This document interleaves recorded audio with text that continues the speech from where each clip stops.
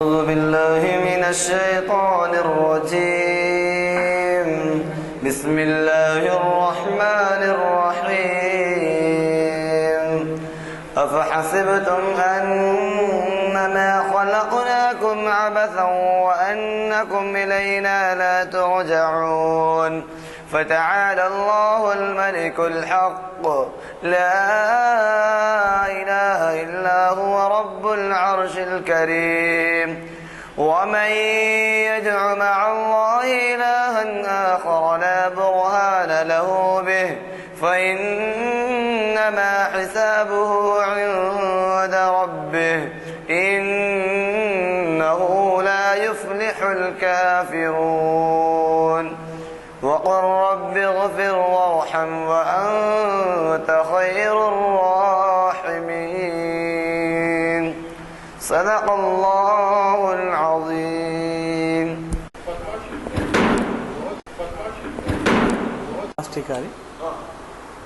السلام علیکم ورحمۃ اللہ وبرکاتہ.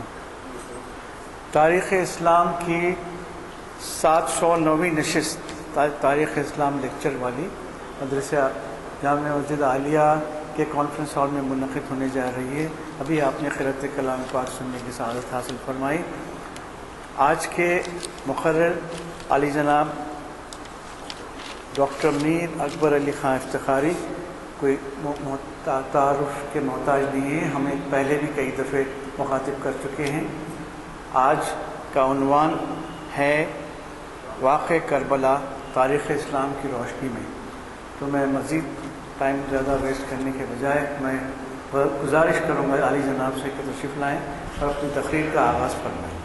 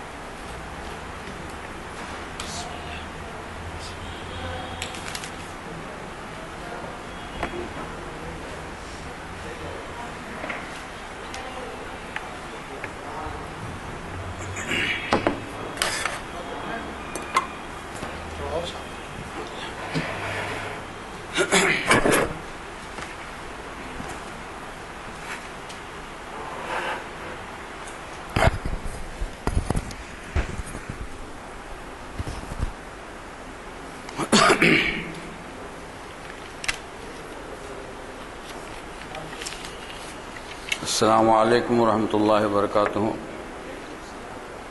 الحمد للہ رب العالمین والصلاة والسلام علی سید الانبیاء والمرسلین وعلی آلہ الطیبین الطاہرین واصحابہ الاکرمین رضوان اللہ تعالی علیہم اجمعین. حاضرین اکرام، ایک حساس موضوع ہے واقعہ کربلا، اور اتنا خونین واقعہ ہے کہ اس کے بیان کرنے میں بھی احتیاط ہے اور نتائج کے اخذ کرنے میں بھی احتیاط ہے. لیکن حقائق کو چھپایا نہیں جا سکتا. واقعہ کربلا جس میں سبط رسول کریم صلی اللہ علیہ وسلم حضرت امام حسین اور اپنے خانوادہ کے سارے خانوادہ کے ساتھ آپ کو جام شہادت نوش کرنا پڑا. اور یہ ایسی مثال ہے کہ جس کی دنیا نہ پہلے ایسی مثال پیش کر سکی اور انشاءاللہ قیامت تک پھر ایسی کوئی مثال پیش نہیں ہوگی. اب اس واقعے کے لیے جو چاہے کہہ لیں،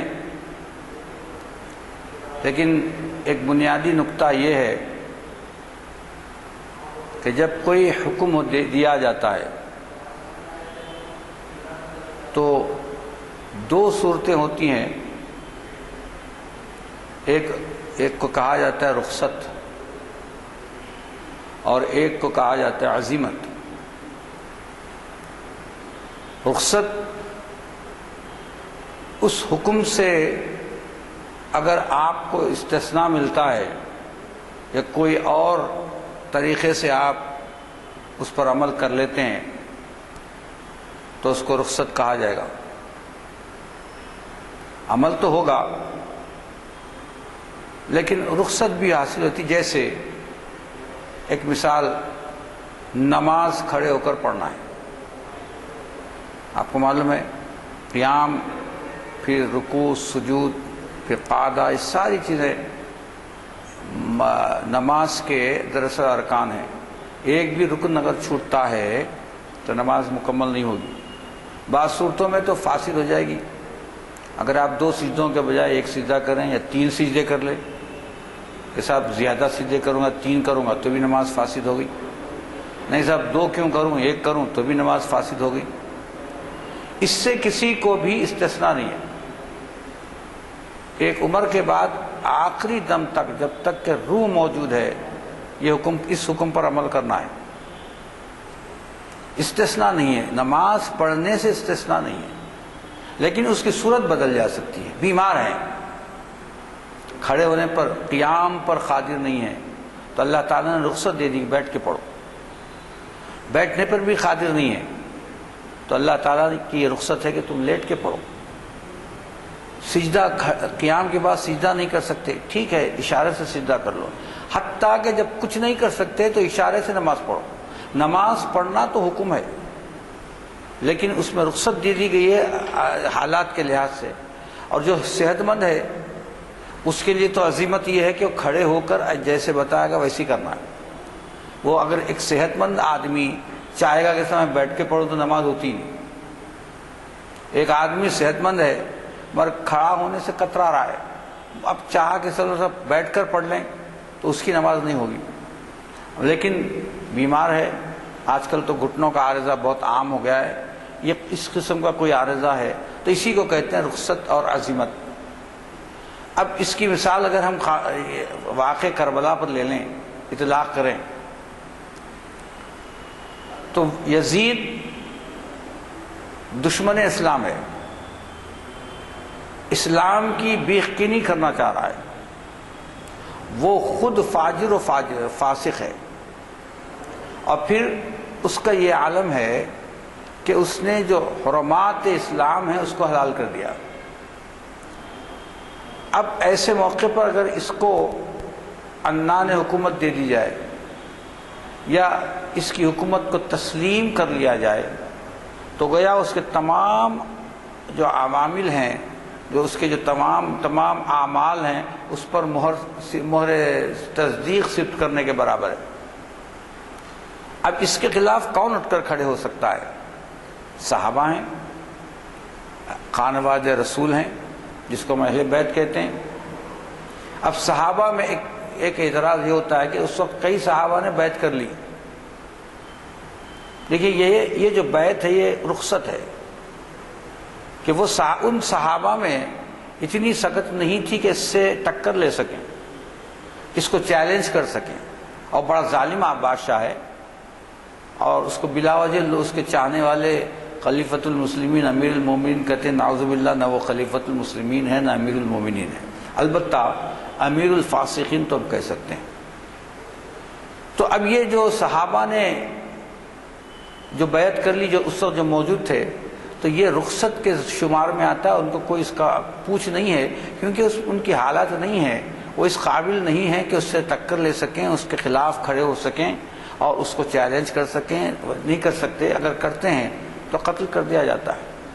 لیکن حضرت امام حسین علیہ السلام رخصت اختیار نہیں کر سکتے تھے، اس لیے نہیں کر سکتے تھے، ایک تو یہ دین ان کے نانا کا لایا ہوا ہے، وہ دین کے پاسبان ہیں اور دین کی حفاظت ان کا مقصد ہے، کیونکہ اہل بیت اطہار ہی تو ہیں جن کی سنت پر عمل کرنا، جن کی محبت فرض ہے، جیسے سرکار دو عالم صلی اللہ علیہ وسلم نے فرمایا علیکم بسنتی و سنتی اہل بیتی، تم پر یہ ضرور واجب ہے، فرض ہے کہ میری سنت پر عمل کرو اور میرے اہل بیت کی سنت پر عمل کرو۔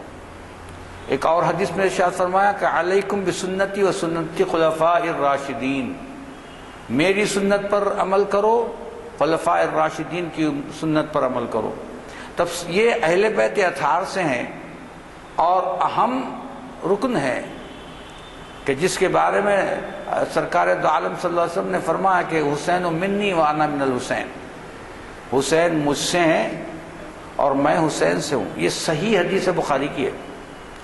تو ایسی شخصیت جس کا مرتبہ یہ ہو وہ کبھی رخصت اختیار نہیں کر سکتا۔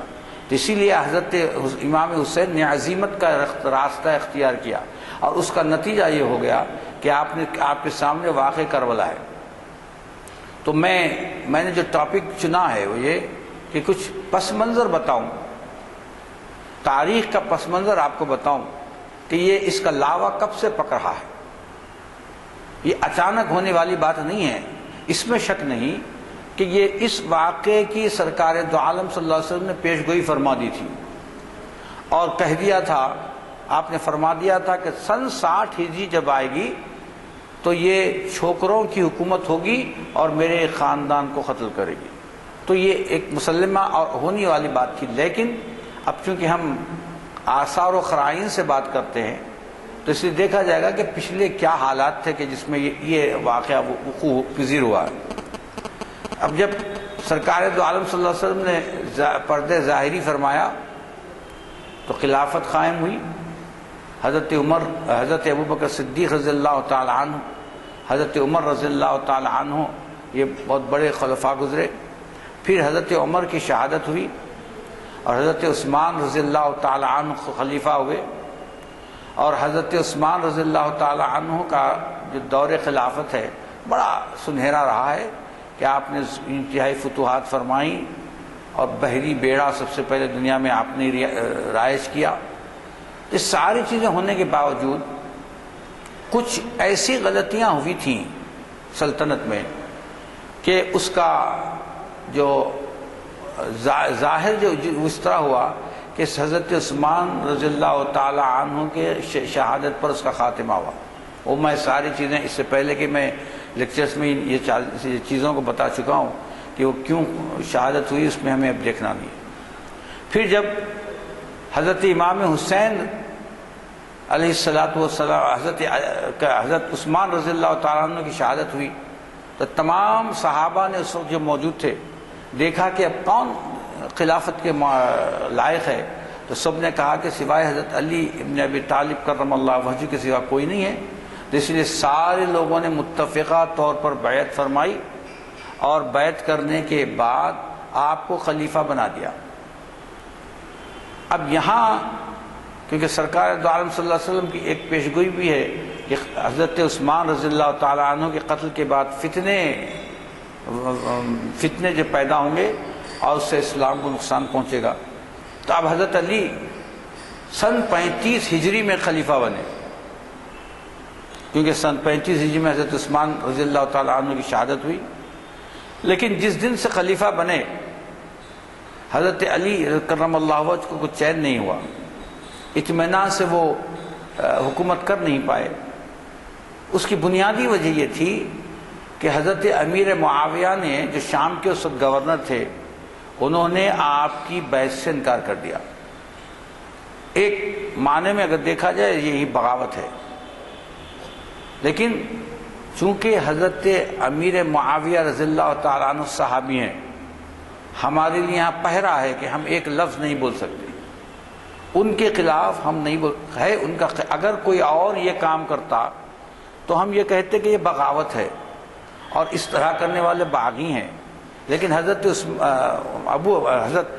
معاویہ رضی اللہ تعالیٰ عنہ کے لیے یہ بات ہم قطعی نہیں کہہ سکتے، کیونکہ صحابیت ہے اور صحابیت ایسا بڑا درجہ ہے کہ جس میں ہم کچھ نہیں کہہ سکتے۔ اگر جو بھی غلطی ان سے شاید سرزد ہو گئی ہوگی اس کو ہم کہیں گے کہ سب اجتہادی غلطی ہے۔ ایک اصطلاح وضع کی گئی کہ سب اجتہادی غلطی ہے، کیونکہ جب مجتہد غلطی کرتا ہے تو اللہ تعالیٰ اس پر پکڑ نہیں کرتا۔ تو یہ عام ہو گیا کہ آپ نے بیعت نہیں کی اور اپنی خود مختاری کا اعلان فرما دیا۔ اب خود مختاری کا جب اعلان کیا تو حضرت علی نے ان کو بتایا کہ دیکھو بھائی، میں حق پر ہوں اور میری جو خلافت ہے وہ ایسے ہی ہے جیسے کہ حضرت ابو بکر صدیق اور حضرت عمر، حضرت عثمان رضی اللہ تعالی عنہم اجمعین کی تھی، لیکن حضرت معاویہ نے اس کو مانا ہی نہیں۔ اب اس کے دو پہلو ہیں، ایک تو بنی ہاشم کی خصومت ہے، یہ حضرت معاویہ بنی امیہ سے ہیں اور حضرت علی ہاشمی ہیں۔ تو بنی امیہ اور یہ دونوں خاندان میں کبھی بھی دوستی نہیں رہی، لیکن سرکار دو عالم صلی اللہ علیہ وسلم کا فضل تھا کہ یہ بھی دوست ہو گئے، یہ جو کٹر دشمن تھے وہ بھی دوست ہو گئے۔ خود اللہ تعالیٰ فرماتا ہے کہ اے حبیب، وہ نعمت کو یاد کیجئے جس کی وجہ سے جو دو لڑنے والے، جو دو دشمن تھے، ان کو ہم نے بھائی بنا دیا۔ تو اب اس طرح کیا ہو کہ یہاں یہ خاندانی خصومت بھی تھی، اور حضرت معاویہ نے ایک نعرہ لگایا کہ حضرت عثمان کا قصاص لیا جائے، اور حضرت عثمان کا قصاص لینے کا جب بات آئی تو حضرت علی نے فرمایا کہ کس سے لوں؟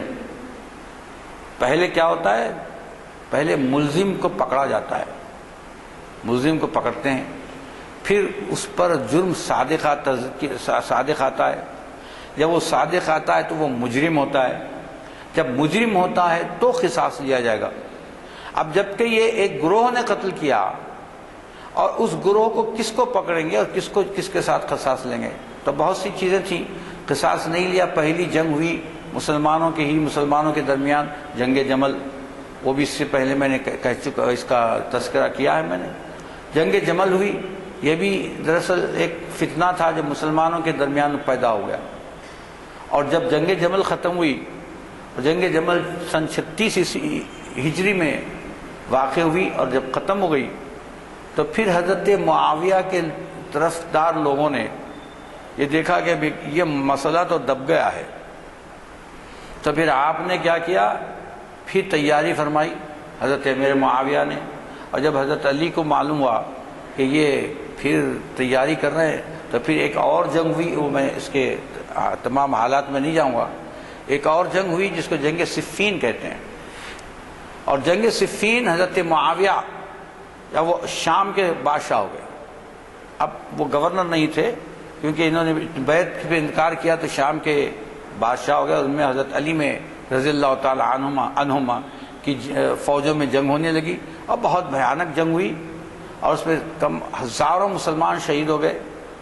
اب یہ سوال کہ یہ جنگ پر کون حق پر ہے، تو ہر فریق یہ کہتا ہے کہ سب ہم حق پر ہیں اور اللہ کو معلوم، لیکن سرکار دو عالم صلی اللہ علیہ وسلم نے ایک پیش گوئی فرمائی تھی، فرمایا تھا کہ عمار بن یاسر، ایک صحابی ہیں حضرت عمار بن یاسر رضی اللہ تعالی عنہ کے بارے میں آپ نے فرمایا، عمار بن یاسر کو ایک ایسا گروہ قتل کرے گا جو حق پر نہیں ہوگا، جبکہ عمار بن یاسر حق پر ہوں گے، اور عمار بن یاسر حضرت علی کے ایک گروہ میں تھے، تو لہذا اس سے تصدیق ہو گئی کہ حضرت علی حق پر ہیں، اور ہمیشہ حضرت علی حق پر ہیں اور حق حضرت علی کے ساتھ رہا۔ اب جنگ صفین جب دب گئی، وہ تحکیم ہوئی، بہت سے اس کے ڈیٹیلز ہیں، اس میں ہمیں جانا نہیں ہے۔ تو جنگ صفین کے بعد جب پھر حضرت معاویہ کے حواریوں نے دیکھا کہ پھر یہ مسئلہ دب رہا ہے، تو پھر اس کو ابھارنا چاہا، تو دو گروہ پیدا ہوئے۔ ایک گروہ ایسا تھا جو حضرت علی کے ساتھ تھا، تو شیعان علی کہلاتا تھا۔ یہ شیعہ کے معنی ہیں ساتھ رہنے والا مصاحب، کہ آپ یہ شیعہ کو مت ملائیے۔ وہ شیعان علی، اس کے اندر صحابہ بھی تھے، تابعین بھی تھے جو حضرت علی کا ساتھ دے رہے تھے۔ تو وہ شیعان علی کا یہ جو گروہ تھا جو حضرت علی کے ساتھ دے رہا تھا، اور دوسرا جو گروہ تھا وہ شام کے لوگوں کا تھا، اہل شام، جو دراصل حضرت امیر معاویہ کے ماتحت تھے۔ جب حضرت علی نے چاہا کہ سرکوبی کی جائے تو شیعان علی سے ایک گروہ نکل گیا، ان کا ساتھ دینے کے بجائے اس گروہ سے نکل گیا۔ چونکہ وہ گروہ حضرت علی کی فوج سے نکل گیا، اس واسطے اس کا نام ہوا خوارج، یعنی وہ خارج شدہ ہیں۔ اور تو یہ خوارج بڑے خطرناک لوگ ہیں، ابھی بھی موجود ہیں، اور جتنا ان سے دین کو نقصان پہنچا ہے شاید کافر اور مشرکین سے بھی نہیں پہنچا۔ تو خوارج نکل گئے، اور خوارج نکلنے کے بعد یہ حضرت علی کے خلاف سب بستہ ہو گئے، کیونکہ ان کا حکم، ان کا یہ ایک ان کا جو نظریہ تھا جس کے بارے میں حضرت علی کرم اللہ وجہ نے فرمایا کہ نظریہ تو صحیح ہے لیکن تعویل غلط ہے۔ جب جنگ صفین ہو رہی تھی تو مصالحت کے لیے ایک ادھر سے حکم اور ایک اس گروہ سے حکم بنائے گئے، اور وہ حکم فیصلہ کر رہے تھے۔ تو یہ ان خوارج نے کہا کہ اے علی تم اللہ کو حکیم حکم دینے والا مانتے ہو اور تم نے شرک کر دیا، تم نے مذہب میں نعرہ لگایا کہ لا حکم الا اللہ، اللہ کے حکم کے سوا کوئی حکم نہیں ہے۔ تو لیکن ان کا یہ ذاتی عناد تھا کہ انہوں نے یہ نعرہ لگایا اور حضرت علی کو بہت نقصان پہنچایا، اور اس کے بعد یہ حالات ہوئے کہ حضرت علی کرم اللہ وجہہ کی شہادت ہو گئی۔ اور شہادت کرنے والے کون ہیں؟ خوارج۔ عبد الرحمن ابن ملجم جو خوارج سے تھا، اس کا سردار تھا، ان لوگوں کے بہت کارکن تھا، اس نے حضرت علی کرم اللہ وجہہ کو شہید کر دیا، کیونکہ ان کے پاس خوارج کی جو نشانی ہے وہ یہ نشانی ہے کہ وہ گستاخ رسول ہوتے ہیں، ان کے پاس رسول کی کوئی اہمیت نہیں، گستاخ رسول ہیں، اور اہل بیت اطہار کے دشمن ہیں، نفرت رکھتے ہیں، اور خصوصاً حضرت علی کرم اللہ وجہ سے نفرت رکھتے ہیں۔ لیکن جب آپ ان کو دیکھیں گے تو یقین مانیے کہ حیران ہو جائیں گے کہ ان کے چہرے پر عبادت کا آثار نظر آئیں گے۔ ایک صحابی نے کہا کہ خوارج وہ ہیں جو جوانی میں بوڑھے نظر آتے ہیں، اتنی کثرت سے عبادت کرتے ہیں، حلیہ ان کا ایسا اسلامی ہوتا ہے، اور ہمیشہ قرآن پڑھتے رہتے ہیں، اور ہمیشہ آپ دیکھیں گے کہ وہ عبادت کرتے ہیں، اور یہ قبیلہ تمیم سے تعلق رکھتے ہیں۔ اگر قریب قبیلہ تمیم سے کے ساتھ ہی آپ کو شاید بخاری شریف کی وہ حدیث یاد آ گئی ہوگی کہ جس میں سرکار دو عالم صلی اللہ علیہ وسلم مال غنیمت تقسیم فرما رہے تھے، تو ایک ذو القویس التمیمی قبیلہ تمیم کا آدمی تھا، وہ دندناتا ہوا آیا اور کہا کہ یا محمد اعدل، اے محمد عدل کرو۔ تو سرکار دو عالم صلی اللہ علیہ وسلم کو غصہ نہیں آتا تھا، رحمت للعالمین ہے، لیکن صحابہ فرماتے ہیں جب یہ جملہ اس نے کہا تو آپ کا چہرہ اقدس سرخ ہو گیا، اور آپ نے پوچھا کہ میں اگر عدل نہ کروں تو روئے زمین پر کون ہے جو عدل کرے گا؟ تو اس نے یہ کہا اور کہنے کے ساتھ ہی پیٹھ پلٹایا اور چلے گا۔ تو حضرت خالد بن ولید رضی اللہ تعالیٰ عنہ، حضرت عمر رضی اللہ تعالیٰ عنہ، یہ بخاری شریف میں ہے، یہ کھڑے ہو گئے کہ یا رسول اللہ حکم دیتا ہوں اس کو ہم سرقلب کر دیں، تو آپ نے کہا مت کرو۔ پھر جب اصرار ہوا تو کہا کہ اچھا جاؤ اس کو قتل کر کے آؤ۔ صحابہ گئے تو دیکھتے ہیں کہ وہ نماز میں ہے، ایک صحابی گئے دیکھ رہے ہیں کہ وہ قرآن پڑھ رہا ہے، تو آگے کہ حضور کیسے قتل کروں، وہ تو نماز پڑھ رہا ہے، کیسے قتل کروں، وہ تو قرآن پڑھ رہا ہے۔ تو آپ نے کہا کہ ہاں اس کی ذریت قیامت تک رہے گی، اور یہ دین سے ایسے خارج، بہت لمبی چوڑی حدیث ہے کہ یہ دین سے ایسے خارج ہو گئے جیسے تیر شکار سے خارج ہو جاتا ہے۔ اگر آپ ہرن کو یا کسی کو شکار کریں تو تیر آر پار ہو جاتا ہے، تو بولے واپس نہیں آتا، تو دین سے ایسے نکل گئے جیسے یہ تیر کمان سے نکل جاتا ہے یا شکار سے نکل جاتا ہے۔ تو یہ وہ آثار ہیں جس کے یہ پیرو تھے، اور آج بھی وہ پیرو موجود ہیں۔ تو یہ گستاخ رسول اور اہل بیت اطہار کی ان کے پاس کوئی محبت نہیں۔ اب یہ خوارج جب بڑھتے گئے تو اس کے ساتھ ساتھ حضرت امیر معاویہ نے کیا کیا، ان کو نہ صرف بڑھاوا دیا بلکہ بادشاہت قائم کر دی۔ دیکھیے ہماری جو خلافت راشدہ ہے، حضرت ابو بکر صدیق رضی اللہ تعالی عنہ، حضرت عمر، حضرت عثمان اور حضرت علی کرم اللہ وجہ اور رضوان اللہ تعالی علیہم اجمعین کی جو پیریڈ ہے اسی کو ہم خلافت راشدہ کہتے ہیں۔ حضرت علی کے بعد حضرت امام حسن علیہ السلام، آپ نے بھی 6 ماہ حکومت فرمائی، وہ بھی خلافت راشدہ میں ہے۔ انہی خلیفاؤں کو خلفائے راشدین کہا جاتا ہے، اور انہی کی خلافت کو خلافت راشدہ۔ جب حضرت امیر معاویہ نے خلافت راشدہ کو تبدیل کر دیا اور بادشاہت میں تبدیل کر دیا، اب ملوکیت بن گئی، اب ملوکیت ہو گئی، تو اب دیکھیے اب جو ملوکیت بنی، بادشاہت بنی، وہ بنی امیہ کی بادشاہت بنی۔ تو حضرت امیر معاویہ نے اور ایک غلطی یہ فرمائی کہ اپنے بیٹے یزید کو اپنا جانشین ڈکلیئر کر دیا، اور ہر ایک سے بیعت لے رہے تھے کہ میرے بعد یزید بادشاہ ہوگا۔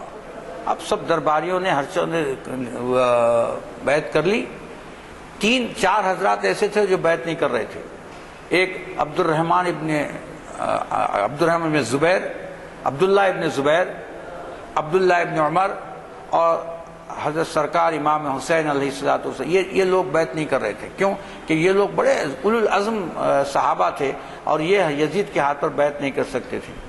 تو اس کا نتیجہ یہ ہوا کہ جیسے ہی وہ سریر آرائے حکومت ہوا، جیسے ہی اس کو حکومت ملی، اس نے سب سے پہلا کام یہ کیا کہ جن عہدوں پر صحابہ کرام یا تابعین مامور تھے، جیسے کہ قضات کے منصب پر یا پولیس کے منصب پر، جیسے اس زمانے میں صحابہ کو عزت ایسی دی جاتی تھی کہ ان کو سربراہ بنایا جاتا تھا، یہ جب آیا تو اس نے تمام صحابہ کو، تابعین کو، ہر ایک کو وہ تمام عہدوں سے معزول کر دیا، اور نوجوان لوگوں کو اس کا سربراہ بنانے لگا۔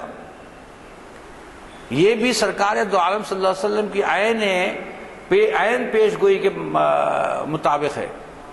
حضرت ابو ہریرہ رضی اللہ تعالیٰ عنہ کے بارے میں بڑی مشہور حدیث ہے کہ یہ مدینے کے بازاروں میں پھرتے تھے اور نعرہ لگاتے تھے کہ اے پروردگار، مجھے سن 60 میں لونڈوں کی اور چھوکروں کی حکومت سے بچا، اور ان کی حکومت آنے سے پہلے مجھے بلا لے۔ یہ آپ فرماتے رہتے، تو لوگوں نے پوچھا کہ آپ یہ کیا کہتے ہیں؟ تو آپ نے کہا سرکار دو عالم صلی اللہ علیہ وسلم نے مجھے کہہ دیا ہے، مجھ سے فرما دیا ہے کہ سن 60 ہجری میں لونڈے، چھوکرے، غلمان جس کو عربی میں کہتے ہیں، اس کا ترجمہ یہی ہو سکتا ہے، غلمانوں کی حکومت ہوگی، اور وہ میری امت کے لوگوں کو شہید کریں گے، میری امت کو انتہائی نقصان پہنچائیں گے۔ سرکار کی پیشگوئی ہے۔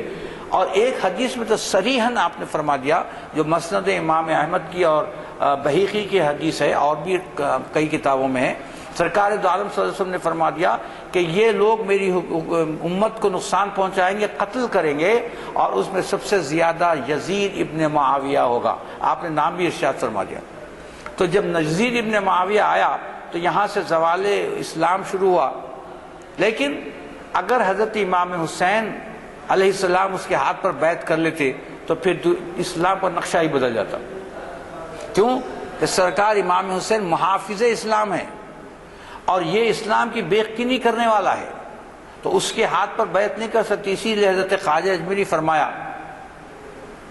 سرداد و نداد دست در دست یزید۔ اپنے فرماتے ہیں ربائی میں، شاہ است حسین بادشاہ است حسین۔ حسین کون ہے؟ شاہ ہیں، بادشاہ ہیں۔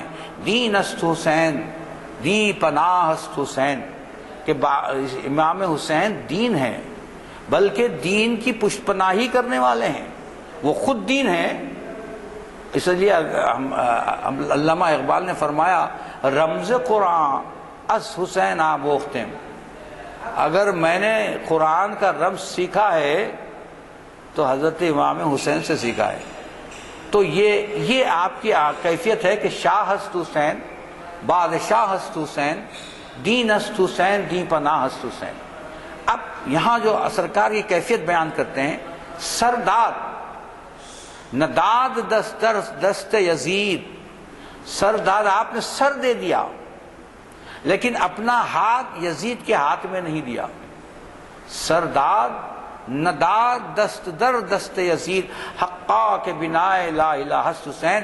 حق تو یہ ہے کہ کہ لا الہ الا اللہ کی بنیاد حضرت حسین ہے.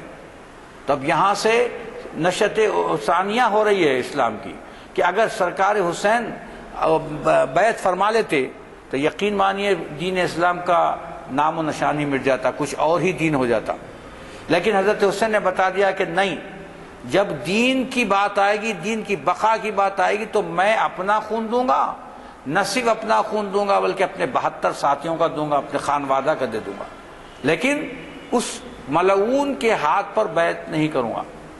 تو یہ تاریخی پس منظر کہ یہ اب معاویہ، یہ یزید، پھر وہی بنی امیہ اور حضرت امام حسین بنی ہاشم، جو ان دونوں کے درمیان کبھی دوستی نہیں رہی، تو اسی خاندانی چپقلش کی وجہ سے یہ واقعہ وقوع پذیر ہوا. اب اندازہ لگائیے جب یہ واقعہ ختم ہوا اور سر اقدس امام حسین علیہ السلام کو یزید کے دربار میں پیش کیا گیا تو اس نے چھڑی سے آپ کے ہونٹ مبارک کو چھیڑا اور کہا کہ ہاں آج ہم نے بدر کا بدلہ لے لیا ہے.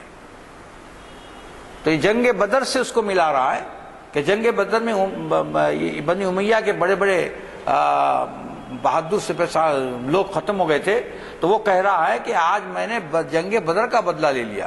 تو یہ ملعون اسلام دشمن اسلام میں ہے ہی نہیں. لوگ اس کو کیا کرتے ہیں، امیر المومنین کے لقب سے اختیار بلاتے ہیں، اور جو امیر المومنین کہتا ہے سمجھ لیجئے کہ وہ گروہ خوارج کا ہے. کیونکہ جب حضرت امام حسین علیہ السلام کے سر اقدس کو ابن زیاد کے دربار، پہلے ابن زیاد کے دربار میں پیش کیا گیا، بہت کم سنتے ہیں ہم یہ، تو ابن زیاد نے کہا کہ آج نعوذ باللہ آج امیر المومنین یزید ابن معاویہ فتح یاب ہو گئے اور کذاب ابن کذاب حسین ابن علی قتل کر دیا گیا. نعوذ باللہ، ہم نہیں بول رہے ہیں، اس کے الفاظ ہیں. تو جب یہ کہا تو ابن عفیف ایک بہت صحابی تھے ضعیف اور علی کے ساتھ تھے، اور جنگ جمل میں ان کی آنکھیں چلی گئی تھیں، تو نے اٹھ کر کہا کہ اے ملعون، تو ملعون ابن ملعون ہے، تو ان کو کذاب ابن کذاب کہتا ہے، یہ کون ہے تجھے کیا معلوم؟ تو اس نے کیا کیا، وہیں ان کو قتل کر دیا، شہید کر دیا، کیونکہ وہ سننا نہیں چاہتا. تو یہ جو اگر کوئی یزید کو امیر المومنین کہتا ہے تو سمجھ لیجئے کہ وہ تاریخ کو دہرا رہا ہے، کیونکہ تاریخ جس کے ساتھ جتنے تھے، یزید کے فوج میں جتنے تھے، وہ سارے کے سارے خوارج تھے. اور خوارج کا ڈانڈا ملتا ہے حضرت علی کرم اللہ وجہ کی خلافت سے، اور وہیں سے یہ پیدا ہوئے. تو حضرت علی اس کے زمانے میں ایک اور فرقہ پیدا ہوا، سبائیہ، جو ابن سبا کا گروہ تھا. وہ حضرت علی کو بڑے محبت کرتے تھے، اتنی محبت کرتے تھے کہ حضرت علی کو رسول بھی بنا دیے، وہ لوگ خدا بھی بنا دیے. اور ان کا بڑا عجیب و غریب مضحکہ خیز خیال ہے کہ علی کبھی مر نہیں سکتے. جب ان کو اطلاع دی گئی کہ حضرت علی کی شہادت ہو گئی تو ابن سبا کے لوگوں نے کہا ہرگز نہیں، حضرت علی مرنے والے نہیں، یہ تو دنیا سے چلے گئے، اب وہ پھر آئیں گے اور اور ہماری نجات فرمائیں گے. تو وہ ان کا جو نظریہ تھا، چونچوں کا مربع تھا، ہر ایک کا ایک نظریہ رکھ لیا تھا انہوں نے. اب اس کے بعد ان کا ایک اور بھی بڑا مضحکہ خیز نظریہ ہے. وہ لوگ کہتے ہیں کہ حضرت علی بادلوں میں ہیں، مرے نہیں، شہید نہیں ہوئے، بادلوں میں ہیں، اور جب کبھی آپ کو غصہ آتا ہے تو بجلی کڑکتی ہے. تو وہ جو ابن سبا کے لوگ تھے، سبائیہ کہا جاتا ہے ان کو، سبائی، جب کبھی بجلی کڑکتی تو وہ جھک کر کہتے السلام علیکم یا امیر المومنین. وہ یہ سمجھتے کہ حضرت علی اس بجلی میں موجود ہیں. تو یہ گمراہ فرقہ ہے. لیکن حضرت علی نے فرمایا میرے چاہنے والے اور میرے دشمن دونوں جہنم میں جائیں گے. یہ ایک چاہنے والے سبائی یہ بھی جہنم میں جائیں گے، اور ایک خوارج جو میرے سے دشمنی رکھتے ہیں وہ بھی جائیں گے. کیونکہ سرکار دو عالم صلی اللہ علیہ وسلم کا ارشاد مبارک ہے لا يحب الا مومن ولا يبغض الا منافق. سرکار فرماتے ہیں کہ اے علی، تم سے محبت رکھنے والا صرف مومن ہے اور تم سے بغض رکھنے والا منافق ہے۔ تو جو بغض رکھتا ہے تو خوارج کا کام ہی ہے۔ تو ہمارے ایک علامہ نے فرمایا تھا کہ میاں دیکھو، اگر یہ خوارج کہے یا اہل سنت ہے تو اس کے سامنے حضرت علی کا نام لو یا حضرت امام حسین کا نام لو، اگر چہرہ کھل جاتا ہے تو سمجھ لو کہ ہمارا ہے، نہیں چہرے پر انقباض پیدا ہو جاتا ہے، سیاہ پڑ جاتا ہے تو سمجھ لو کہ خوارج ہے۔ آج بھی وہ موجود ہیں کہ آج تو اتنے زیادہ اس سے کہہ رہے ہیں کہ امیر المومنین یزید، اس کو جہنمی نہ کہو، اس کو جہنمی نہ کہو، اس پر لعنت نہ کہو، نہ برساؤ۔ عجیب بات ہے، اللہ جب کہتا ہے کہ لعنت کرو اور ہم کہتے صاحب آپ لعنت مت کرو۔ قرآن کریم میں سورہ احزاب کی آیت ہے، اللہ تعالیٰ فرماتا ہے ان الذین یؤذون اللہ ورسولہ، ان الذین یؤذون اللہ ورسولہ اولئک علیہم لعنت اللہ فی الدنیا والآخرہ، اس پر دنیا اور آخرت میں اللہ کی لعنت ہے۔ اب اگر ہم لعنتی کہتے ہیں تو کون سا گناہ کرتے ہیں؟ اللہ خود فرما رہا ہے ان الذین یؤذون النبی یؤذون اللہ والنبی، یہ جو اللہ سے اللہ کو تکلیف دیں اور اللہ کے رسول کو ایذا پہنچائیں، اس پر دنیا میں آخرت میں ہر طرف اس پر اللہ کی لعنت ہے۔ تو اب آپ صاحب اللہ پر کیسا ایذا ہوگی؟ اللہ تو یہ تمام احساسات سے بری ہے۔ بھئی ایذا ہم کو ہوتی ہے، خوشی ایذا سب ہم کو ہوتی ہے کیونکہ ہم فانی ہیں، اور اللہ کو کیسا ایذا ہوگی خوشی ہوگی؟ وہ تو ان تمام احساسات سے پاک ہے۔ اور تو علماء نے کہا کہ اللہ کو ایذا کا مطلب یہ ہے کہ اگر اس کے حبیب کو ایذا پہنچاتے ہیں تو اللہ تعالیٰ غضبناک ہو جاتا ہے۔ اس کے حبیب کو اگر ایذا پہنچاؤ تو اللہ تعالیٰ غضبناک ہوتا ہے، اور اس کے حبیب کو راضی رکھ لو تو اللہ تعالیٰ راضی ہوتا ہے۔ تو اللہ تعالیٰ کو ایذا دینے کا مطلب یہ ہے کہ رسول کو اگر ایذا پہنچاؤ گے تو پھر اللہ تعالیٰ کا غضب نازل ہوگا۔ تو اس نے کیا کیا؟ کیسے کیسے کام کیے جس سے کہ اس پر غضب نازل ہو سکتا ہے؟ پہلی چیز تو یہ کیا کہ امام حسین اور آپ کے سارے خانوادہ کو شہید کر دیا، اور اس طرح شہید کیا کہ کربلا کے میدان میں آپ کے نعش مبارک پڑی ہوئی تھی، روندا دیا، گھوڑوں کے ذریعے اس کو روندنے لگایا تاکہ وہ ملیا میٹ ہو جائے۔ دوسری چیز، جب دو صحابہ عبداللہ ابن عمر اور عبداللہ ابن زبیر جب اس کے اوپر بیعت نہیں کیے تو اس نے کیا کیا؟ کعبے کو چڑھائی کر دی، کعبے پر چڑھائی کر دی، غلاف کعبہ کو جلا دیا۔ اور آپ کو معلوم ہے اگر کوئی کعبہ شریف کے خلاف سوچتا بھی ہے تو اللہ تعالیٰ اس کو بری بیماری میں مبتلا کر دیتا ہے۔ تو اب اس نے جیسا ہی کیا، اس کا جو موت ہوئی وہ مرض ایسا تھا کہ کسی کو بھی نہیں معلوم، کوئی طبیب اس کا علاج نہیں کر سکتا تھا۔ کیوں؟ اس لیے نہیں کر سکتا تھا، وہ کعبے کو جلانے کا نتیجہ تھا۔ پھر مدینہ شریف میں آیا، مدینہ میں آ کر 3 دن تک مدینہ شریف کو حلال کر دیا کہ جو چاہے کرو، تمہیں اجازت ہے۔ تو آپ کو معلوم ہونا چاہیے، ادباً کوئی نہیں کہتے لیکن سینکڑوں عورتوں کی عصمتیں لوٹی گئیں، تمام جہاں جو آثار سے جلائے گئے، بلکہ مسجد نبوی میں اونٹوں کو، گھوڑوں کو، خچروں کو باندھ دیا۔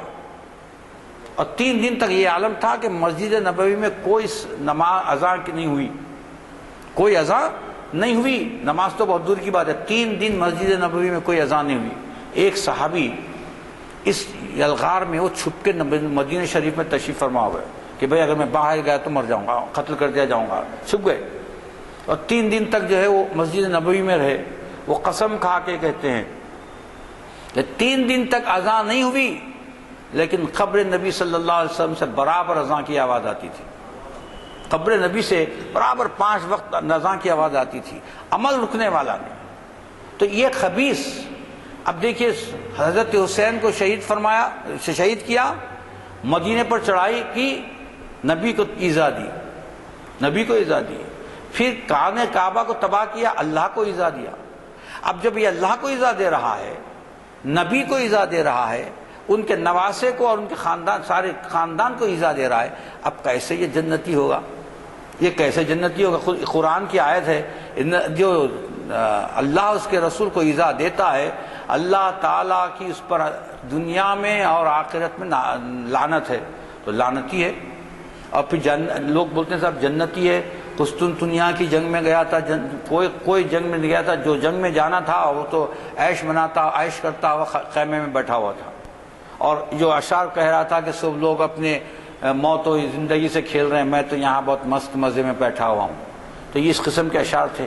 اور جب مدینہ شریف کو جلایا تو بہت خوش ہوا کہ آج بدر کا بدلہ، پھر اس نے کہا بدر کا ہم نے بدلہ لیا ہے۔ تو ایسے خبیث کے لیے اگر دل میں نرم گوشہ ہے تو پھر اپنے ایمان کو ٹٹول لینا چاہیے، کیونکہ ایمان خبیثوں کے ساتھ نہیں رہتا، تو ایمان تو اس کے ساتھ ہوتا ہے۔ تو تاریخی شواہد میں آپ نے دیکھا کہ یہ ایک انہونا اچانک ہونے والی چیز نہیں ہے، بلکہ اس کے سلسلے تو بہت دور تک ملتے ہیں۔ اب واقع کربلا کے کئی ایسپیکٹس ہیں، جیسے میں بھی ایک بیان کیا مختصراً، کیونکہ بہت طویل ہے، وہ مختصراً بیان تاریخی ہے۔ کوئی اس کو دینی اعتبار سے لیتا ہے، کوئی اس کو عشق کے اعتبار سے لیتا ہے۔ تو حضرت علامہ اقبال جو یقین مانیے کہ عشق اور خودی کے بادشاہ ہیں، وہ یہ کہتے ہیں کہ صاحب یہ تاریخی چیزیں تو الگ ہیں، لیکن میرا اپنا خیال جو خانے کا کربلا کے واقعے کے لیے وہ الگ ہے۔ آپ فرماتے ہیں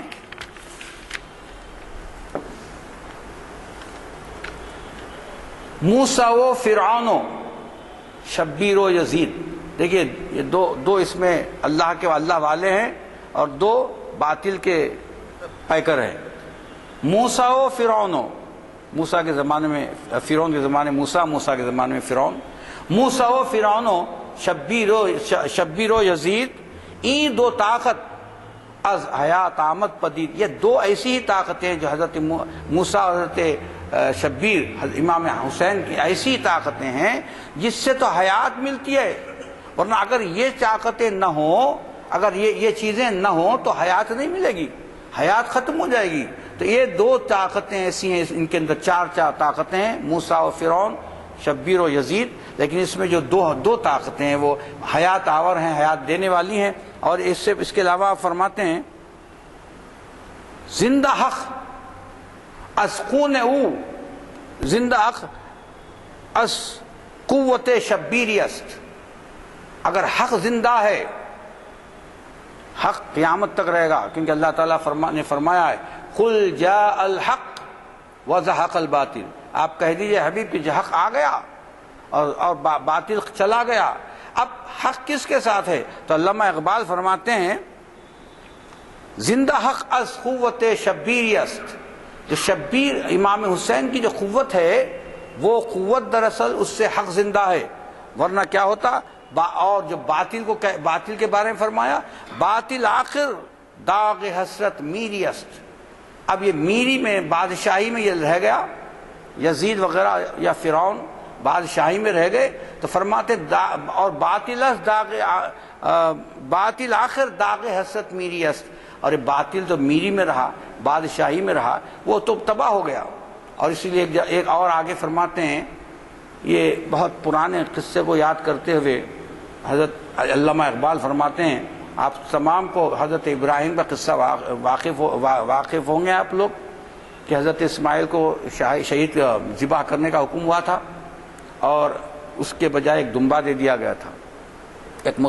آپ فرماتے ہیں علامہ اقبال کہ یہ جو واقعہ ہے اس کا واقعے سے یہ واقعے کا تعلق ہے، یہ بھی ایک تاریخ ہے، وہ جو ابراہیم علیہ السلام کا جو واقعہ تھا اس واقعے سے اسی کا تعلق ہے۔ فرماتے ہیں سر ابراہیم و اسماعیل بود، حضرت امام حسین کون ہے؟ سر ابراہیم و اسماعیل بود، یعنی ابراہیم علیہ السلام اور اسماعیل علیہ السلام کے سربستہ رازوں میں سے راز ہیں۔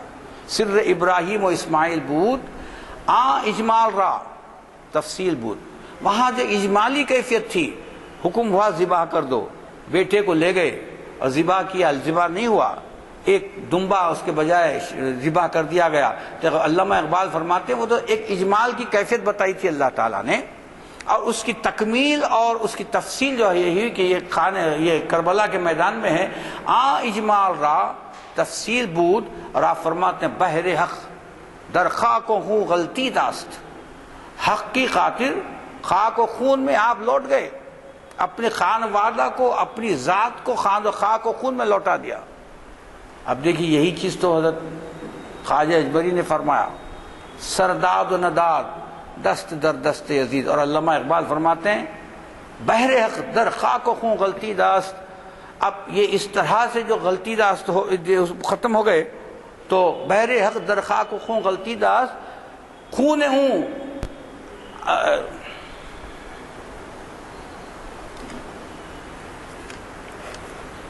اس کا مثال نہیں ہے، بحر حق در خاک و خون غلطی داست۔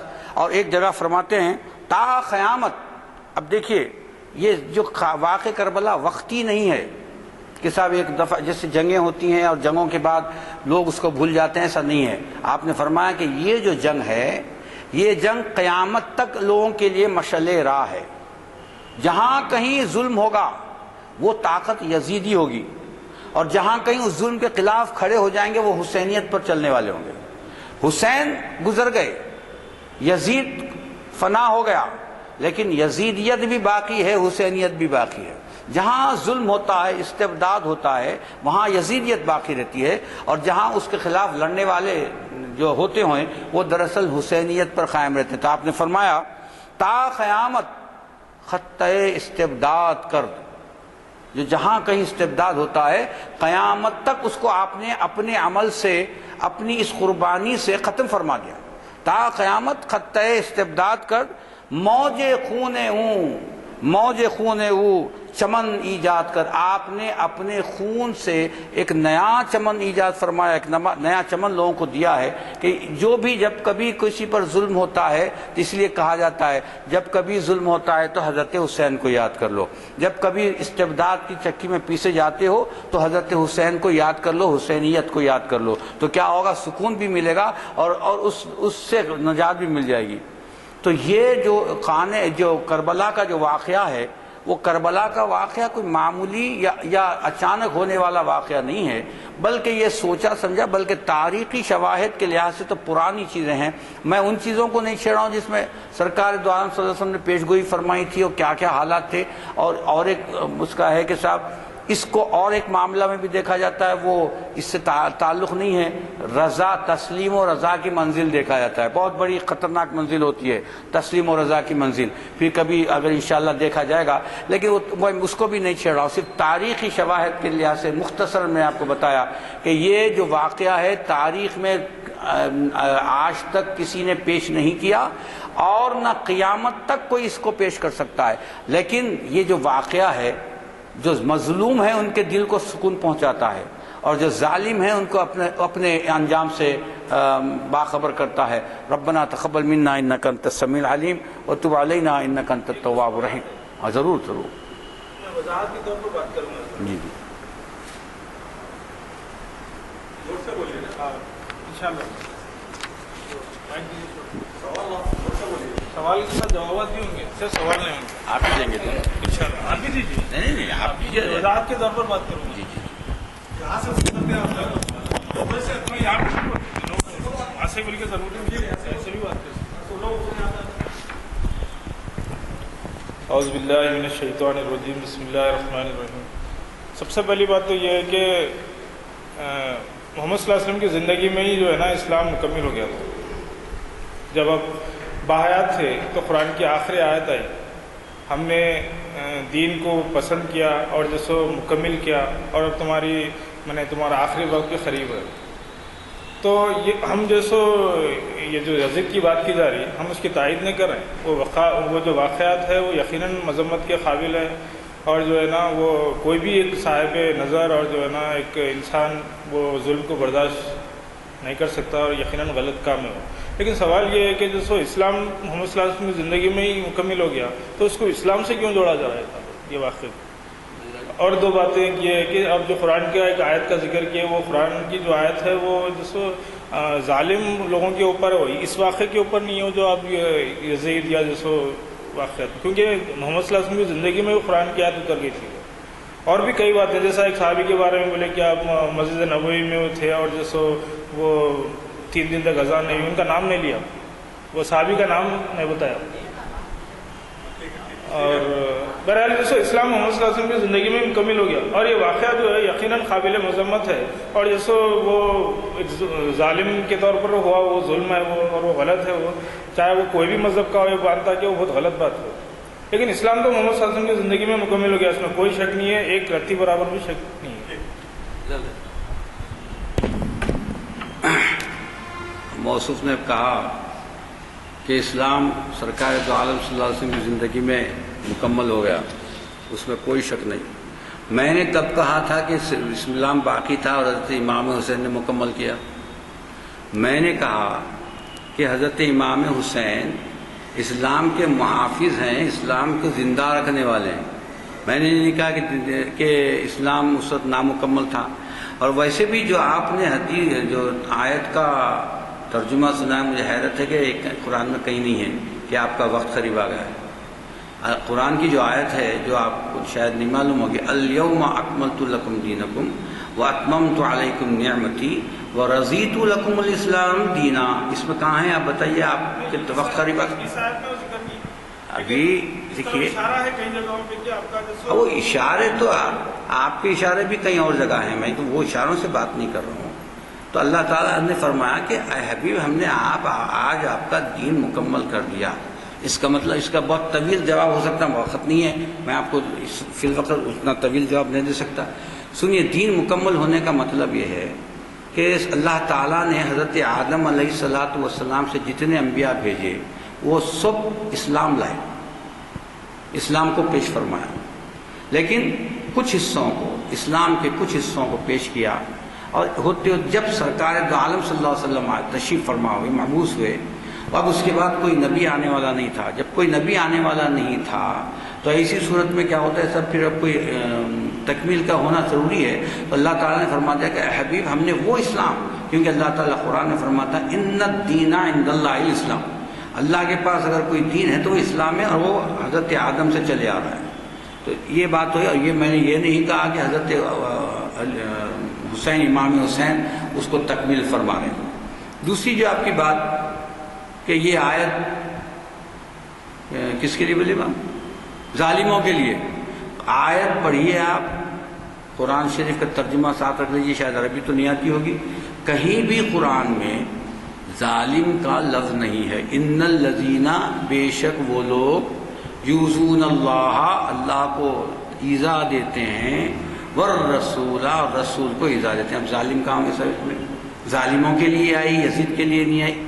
یہ میں نے یہ بھی نہیں کہا کہ یہ آیت یزید کے لیے آئی۔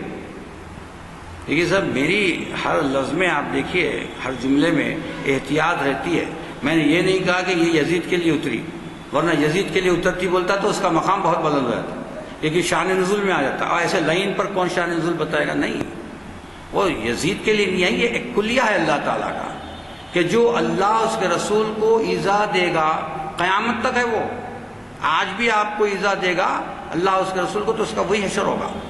نبی کریم صلی اللہ علیہ وسلم خود ارشاد فرماتے ہیں کہ اگر مدینے کے چھوٹے سے درخت کو بھی کاٹو گے، جو شخص مدینے کے درخت کو کاٹے گا وہ جہنم میں اس طرح گھل جائے گا جیسے سیسا پگھل جاتا ہے یا نمک پانی میں گھل جاتا ہے۔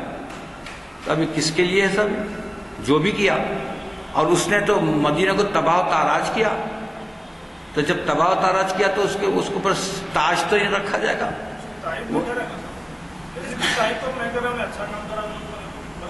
لیکن آپ کے جملوں سے یہ محسوس ہوا۔ خارجوں کو جواب دینا چاہتا ہوں، آپ سے جواب لے کر کہ لوگ خوارج لوگ جو پوچھتے ہیں کہ جو مدینے سے نکلتے وقت کربلا کے واقعے کو جاتے سے وقت فوج کو کیوں نہیں لے کے گئے؟ جب تک کہ 10,000 فوج موجود تھی تو فوج کو لے کر جانا تھا کربلا کے، ان کو جواب دینے کے لیے آپ۔ دیکھیے، یہ بھی بہت اچھی بات آپ نے پوچھ لی۔ آپ کے یہ بھی سنا ہوگا کہ ایک صاحب نے کہا تھا کہ وہ عزت کی جنگ لڑ رہے ہیں۔ حضرت امام حسین نے عزت کی جنگ لڑی۔ اگر فرض کیجئے وہ 10,000 کی فوج لے جاتے تو آج ان جیسے اور کئی یہ کہتے کہ وہ فوج لے کے گئے تھے خلافت کے لیے عزت کی جنگ لڑے۔ یہ عزت کی جنگ نہیں تھی، یہ اسلام کو بچانا تھا، اور اسلام کو دیکھیے ایک چھوٹی سی مثال دیتا ہوں میں. ایک گھر کو فرض کیجیے آگ لگ جائے، پڑوس بھی ہوتے ہیں، سب بڑے منہمک ہو جائیں گے، سب آگ لگی آگ لگی آگ لگی آگ لگی، سب اپنے اپنے جگہ کہہ کر بیٹھ کر کہے گا کہ سب آگ لگی آگ لگی. بجھائے گا کون؟ بجھائے گا وہی جو اس گھر کا مالک ہے. اس کو پریشانی ہوگی کہ میرا گھر باہر جل رہا ہے، میرے لوگ جل جائیں گے، تو وہی بڑی تڑپا کرے گا. اطراف کے لوگ یہ کہتے رہیں گے کہ صاحب گھر جل رہا، ارے بیچارہ گھر جل رہا، ارے گھر جل رہا، لیکن کوئی آئے گا نہیں. یہ دین حضرت حسین کے گھر کا دین ہے، ان کے نانا سرکار دو عالم صلی اللہ علیہ وسلم پہ لایا ہوا دین ہے. اگر اس پر آنچ آتی ہے تو دوسرے لوگوں کو اتنی تکلیف نہیں ہوگی جتنا حضرت امام حسین علیہ السلام کو تکلیف ہوگی. اسی لیے آپ نکلے، ورنہ میں نے ابھی کہا نا صاحب، اس کو عزیمت کہتے ہیں، عزم کے ساتھ آپ نکلے کہ میں اس کو روکوں گا. کیونکہ ہاتھ دے دینا کہیں، بیعت کرنے کا مطلب یہ ہوتا کہ یہ سرنڈر ہو گئے اور اب اس کی بالادستی ہو گئی اور وہ اسلام کو جیسا چاہے روندے. اس لیے فوج لے کر نہیں گئے. حالانکہ دوسرے صحابہ نے کہا تھا کہ آپ فوج لے جائیے، تو آپ نے کہا نہیں، یہ مشیت الہی ہے. پھر دوسری چیز مشیت الہی بھی ہے.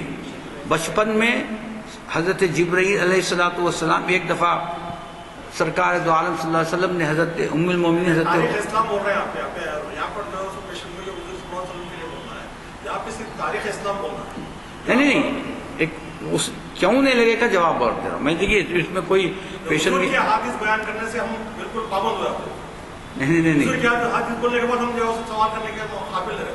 آپ کے لیے یہ حدیث بیان کر رہا ہوں کہ یہ مشیت الہی ہے، اور وہ مشیت الہی حضرت امام حسین جانتے ہیں. اس لیے وہ کسی فوج وغیرہ کے ساتھ نہیں گئے، صرف عزم اور اللہ کے بھروسے پر گئے. اور آپ کا مقام جو ہے، پھر آپ بولیں گے صاحب آپ کا مقام تسلیم و رضا کے انتہا پر ہے، اور تسلیم و رضا کرنے کے انتہا پر رہنے والا یہ سب چیزوں کو نہیں دیکھتا. جتنا کٹ جائیں، مر جائیں، جل جائیں، وہ اس کے لیے بقا کی بات ہوتی ہے. اسی لیے آج امام حسین باقی ہیں، ان کا ذکر باقی ہے، ان کے ذکر پر لوگ روتے ہیں.